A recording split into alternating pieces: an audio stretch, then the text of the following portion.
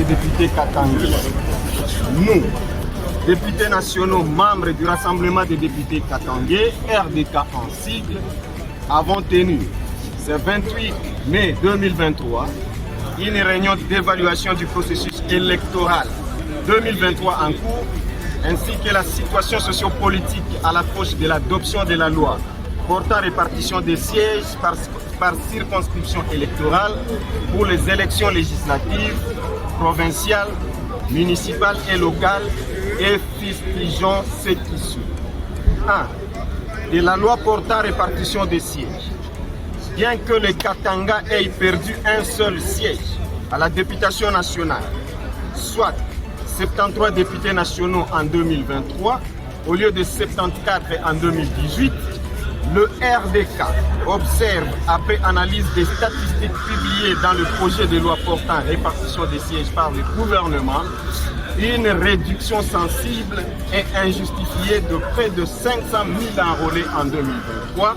comparativement au nombre d'enrôlés en 2018 dans la province du Haut-Lomami. En dépit des effectifs de nouveaux majeurs en âge de voter en 2023 et du flux migratoire important ayant déversé une frange non négligeable de la population constituée essentiellement des majeurs venant du Kasaï, le RDK constate avec regret que le Katanga a perdu près de 1 million d'enrôlés après nettoyage univoque et opaque du fichier électoral décrié par les organisations de la société civile, les confessions religieuses ainsi que la majorité de la classe politique congolaise. Parallèlement, le RDK constate une augmentation de 935 680 d'enrôlés pour l'espace Grand Kasaï, malgré l'afflux migratoire connu de toutes ces populations vers les autres provinces comme Bandundu, Kasaï, Congo central, le Kivu et le Katanga.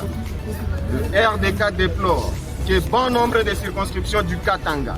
ont perdu de sièges tant à la députation nationale que provinciale du fait de l'enrôlement chaotique dû à la cartographie expressement mal validée, aux pannes techniques à répétition sur les machines restées non réparées jusqu'à la clôture de l'enrôlement, la corruption exigée par les agents de la CENI à la population pour se faire enrôler, le traitement discriminatoire dans le filet d'attente devant le bureau d'enrôlement privilégiant les non-originaires recommandés au détriment des Katangais originaires, le nettoyage opaque et unilatéral du fichier électoral par la suppression des doublons mineurs et des photos, ainsi que le non-respect de la règle d'arrondissement de la décimale supérieure ou égale à 5 qui a fait perdre injustement un siège respectivement aux circonscriptions de Kolwezi-Ville, Manono et Kamina, à l'instar d'autres circonscriptions d'autres provinces telles Djoulou, Chouapa, Équateur, 1 député au lieu de 2 pour 1,8, Kinshasa, Tchangou, 19 députés au lieu de 20 pour 19,7, Kassangoulou, Congo central, 1 député au lieu de 2 pour 1,6, Kasongolunda, Kwango, 4 députés au lieu de 5 pour 4,7, Kindouville, Maniema, 1 député au lieu de 2 pour 1,8, Bumba, Mongala, 4 députés au lieu de 5 pour 4,8. 2. De la situation sociopolitique du pays. Le RDK fustige en cette période préélectorale l'acharnement et la chasse aux sorciers dirigés contre les leaders politiques katangais, les tueries récurrentes des paisibles citoyens, les massacres de populations dont le plus récent est celui du 23 mars 2023 d'une cinquantaine de jeunes de l'UNAFEC à Lubumbashi, l'insécurité persistante surtout dans les grandes agglomérations qui sont pourtant fortement militarisées. Et ce qui précède, la population katangaise, ici représentée par ses députés nationaux, rejette ce projet de loi portant répartition des sièges pour son caractère inique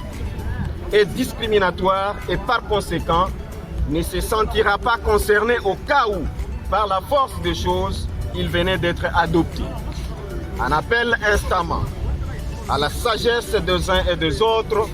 pour éviter de sombrer dans le chaos.